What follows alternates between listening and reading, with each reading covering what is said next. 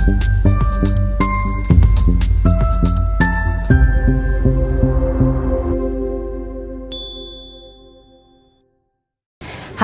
selamat sore kawan ITDC. Kembali lagi bersama saya, Gresita Siahaan dalam Destination Talks di Talks pada episode ketiga hari ini. Jadi hari ini senang sekali rasanya bisa berbincang-bincang langsung dengan Bapak Wenda Ernabil. Halo, selamat sore. Halo, selamat sore Pak. Apa kabar Pak? Baik. Aku luar biasa. Sama dong. Luar biasa. Tanyanya bareng lagi. Luar biasa ya Pak. Berarti memang dalam sama-sama keadaan yang luar biasa nih. Betul. Kita Pak. Jadi pada sore hari ini kita bisa berada di tempat ini, teman-teman tentunya akan membahas banyak sekali perbincangan yang seru, yang tentunya ini akan bermanfaat bagi semua kawan ITDC. Nah hari ini Pak, tentunya pembahasan kita tidak akan jauh dari tentang serapan tenaga kerja, sumber daya manusia di ITDC, dan transformasi yang akan dilakukan.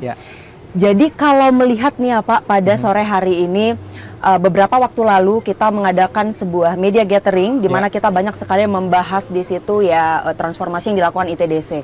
Salah satunya adalah jumlah dari anak muda yang sudah terlibat di ITDC sendiri. Boleh Pak sedikit bercerita untuk teman-teman ITDC? Oke, sure. Jadi gini teman-teman, dari seluruh organ perusahaan ITDC dengan anak dan cucunya, itu kita punya data bahwa jumlah milenial dan Gen Z yang ada di kita itu sebesar 75%.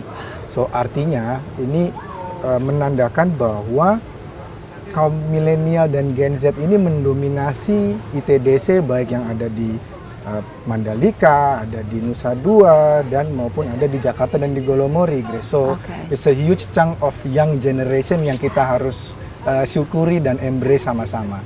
Oke, jadi ini eranya anak muda ya Pak? Betul. Justru sekarang kalau biasanya kita pernah dengar cerita ya Pak, kalau ada anak muda di satu institusi atau katakanlah sekarang BUMN gitu ya Pak, itu biasanya kita yang anak muda yang susah beradaptasi untuk mengikuti pergerakan Bapak Ibu yang mungkin sudah terlebih dahulu berada di institusi ini.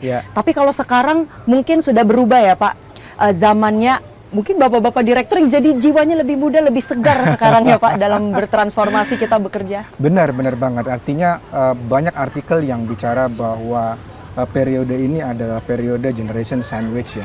Nah ini justru di satu sisi sudah saatnya kami ini yang mungkin lebih apa ya bahasanya tadi bukan lebih tua secara halus sama kamu, tapi lebih dulu ada di perusahaan untuk beradaptasi dengan teman-teman rekan-rekan yang memang lebih muda dari kita gitu. Kenapa ya? Karena memang artikel, studi, riset membuktikan bahwa sekali lagi engagement atau apa ya istilahnya kepuasan atau keterlibatan karyawan yang ada di sebuah perusahaan, di mana kalau kita bicara ITDC itu jumlahnya ada sekitar 74-75% anak muda, ya mbok ya yang seniornya ngalah, ngikutin pace-nya, ngikutin bahasanya, sehingga buat kami sendiri juga tentunya belajar hal baru ya Grace ya, yang nggak kalah excitingnya juga dengan teman-teman yang masih muda belajar berorganisasi, belajar mengelola tata kelola perusahaan, KPI dan lain sebagainya di ITDC.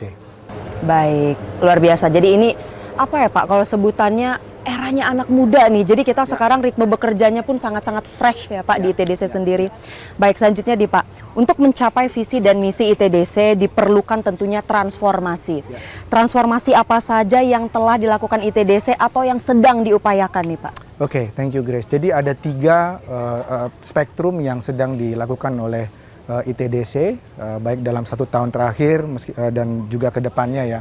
Yang pertama tentunya transformasi dari sisi organisasi, dan yang kedua transformasi dari sisi keuangan, dan yang terakhir dari sisi transformasi budaya. Ya. Nah, aku boleh cerita sedikit ya Grace ya. Kalau dari sisi transformasi organisasi ini ada subspektrumnya, yaitu yang pertama konkretnya aja ya, mungkin bukan secara teori, bahwa kita memberikan otonomi dan kita juga mengkaji dari sisi model bisnis dan otoritas dari subsidiarinya ITDC seperti apa gitu ya. Kita coba mapping, kita mark to market gitu ya, perusahaan sejenis, industri sejenis seperti apa, sehingga kita mencoba untuk membuat satu kajian di mana posisi saat ini si subsidiarinya ITDC dan kedepannya akan menjadi seperti apa, itu yang sedang kita jalankan ya. Nah itu dari sisi transformasi organisasi. Yang kedua di subspektrum yang sama itu adalah terkait dengan stakeholder, baik yang internal maupun yang eksternal gitu. Jadi di mana ITDC itu sangat concern, sangat memberikan perhatian terhadap stakeholder internal, ya. Mandalika, Nusa Dua, Golomori, Labuan Bajo, ini kan stakeholdernya banyak sekali ya. Kita bicara ada Forkompinda, kita bicara ada elemen-elemen masyarakat lainnya gitu ya, yang kita berikan fokus dan perhatian terhadap baik secara hubungan maupun kolaborasi dari program-program apa yang bisa ITDC kolaborasikan dengan Forkompinda dan juga sebaliknya. Sehingga membuat satu ekosistem yang kami inginkan tujuannya pada akhirnya adalah sustainable ecotourism platform di ITDC. Terkait tentang transformasi budaya, apa yang sedang ITDC upayakan sih Pak sekarang ini? Oke, jadi sebelum saya mencoba menjelaskan apa saja yang ITDC lakukan saat ini, tentunya core values-nya BUMN itu kan akhlak ya Grace ya, dan inilah yang diadopsi juga oleh ITDC tentunya. Nah, beberapa dari inisiatif yang dilakukan ITDC, yang pertama adalah kita punya tim internalisasi akhlak ya, dengan segala program-programnya. Yang kedua, tadi karena 75% workforce yang ada di ITDC Group ini adalah milenial dan Gen Z, maka program-program itu diselaraskan dengan itu. Kita punya ada program yang namanya The Creators gitu ya. Nah, The Creators ini adalah wadahnya anak-anak muda yang ada di ITDC dengan berbagai macam aktivitas terkait dengan internalisasi budaya akhlak itu sendiri. Tapi tetap dikemas dengan cara yang fun gitu ya. Lalu kita forum-forum komunikasi antara manajemen dengan karyawan itu kita buat dua arah dengan lebih santai, gaya-gaya anak muda milenial zaman sekarang. Pokoknya yang kita buat kemas bahwa internalisasi core value akhlak itu di ITDC kita buat se-comfort, senyaman dan serelevan mungkin buat karyawan ITDC. Baik. Oke, menarik banget sih Pak. Ya. Dan sekarang seperti yang kita telah tahu, destinasi kita itu tidak hanya Nusa Dua lagi. Betul. Kini ada Mandalika dan yang terakhir ada Golomori. Sebenarnya bukan terakhir ya Pak, karena mungkin saja kita Sampai akan ditugaskan lagi. Tapi sampai pada saat ini kita ada Golomori nih teman-teman di Labuan Bajo. Nah biasanya Pak, untuk trennya sekarang kalau kita lihat event-event yang mulai masuk ke kita itu tarafnya tidak hanya nasional ya Pak, bahkan sudah internasional. Nah apa sih Pak cara dari ITDC sendiri untuk mengemas, menyiapkan generasi-generasi yang mungkin sekarang yang sedang bekerja, yang tadi anak-anak muda nih Pak, untuk siap tidak hanya juga standarnya nasional tapi untuk berstandar internasional juga nih Pak cara kerjanya demikian. Oke, thank you Grace, pertanyaannya bagus banget. Jadi sebelum saya menyampaikan programnya itu apa, mungkin kembali lagi ke sebuah konsep di mana mungkin ada dua hal ya. Yang pertama adalah customer centricity dan yang kedua adalah customer intimacy. Jadi beberapa artikel, beberapa knowledge yang ada di Harvard Business Review, lalu artikel-artikel tentang SDM lainnya itu selalu menyampaikan dan selalu mengemphasize pentingnya yang namanya customer centricity dan customer intimacy. Nah, ini yang kita buat, kita articulate dengan adanya salah satunya adalah sales training yang baru kita laksanakan. Nah, di dalam sales training ini kita tentunya membawa trainer atau partner pelatih kita ini yang memang skalanya bukan hanya dari sisi industri pariwisata aja, tapi dia punya exposure di industri jasa financial yang memang dari sisi customernya sangat-sangat cukup kompleks ya gitu. Jadi ini yang kita lakukan saat itu, di mana kita mengundang teman-teman yang ada di marketing, teman-teman yang ada di pengembangan untuk duduk dan kemudian berdiskusi dan berdialog dengan pelatihan ini gitu. Begitu Grace. Saya ikut loh Pak kemarin itu. Yes, gimana, jadi Grace, banyak banget informasi, pengetahuan baru. Tentunya kita lebih ke praktikalnya ya Pak. Jadi kita banyak belajar sih dan coachnya keren juga. Oke. Rencana pengembangan sumber daya manusia di ITDC ke depan akan seperti apa Pak? Oke. Rencana pengembangan SDM di ITDC ke depannya itu sangat erat kaitannya dengan pengembangan talent. Ya, atau talent management gitu. Jadi di mana saat ini ITDC punya program yang namanya QLDP gitu. Jadi tahun lalu pada saat direksi baru ITDC on board, yang disampaikan visi misi terkait dengan SDM oleh Pak Dirut kita itu adalah quantum leap nih tujuannya ITDC, sehingga kami di Human Capital menurunkan visi misi Pak Dirut ini dengan sebuah program pengembangan talent yang namanya Quantum Leap Development Program. Nah, tentunya program-program pengembangan karir ini di situ ada program pelatihan, lalu ada program coaching dan juga ada program rotasi. Program rotasi ini tidak hanya ada di induk ITDC saja, tapi juga intra dari subsidiary yang ada di ITDC. Further dan lebih jauh lagi, karena kita adalah salah satu member dari Injourney, itu ya kita mengikuti program pengembangan talent yang ada di Injourney, gitu. Jadi di mana sebenarnya semangatnya ke depannya adalah talent-talent yang ada di ITDC itu tidak hanya bisa berkarir di skopnya ITDC saja, tapi juga bisa berkarir di member-member lain yang ada di bawah Injourney. Jadi kita bicara bisa ada cross rotasi dari Sarina ke ITDC atau dari TWC ke ITDC, vice versa, lalu ke Angkasa Pura dan lain sebagainya. Jadi itu Grace, itu adalah sebenarnya bisa dibilang krem de la kremnya dari pengembangan SDM. Bukan itu adalah pengembangan talenta programnya. Oke?